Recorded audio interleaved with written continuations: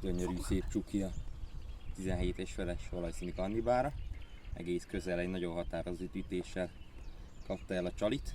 Bele is szaladt egyszer a kotú, de szerencsésen kijött, bár nagyon vékonyan fogott a horog.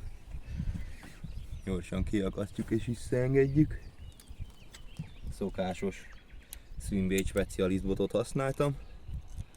Nagyon jól el lehet vele dobni ezeket a nagy kannibálokat. Mehet is vissza.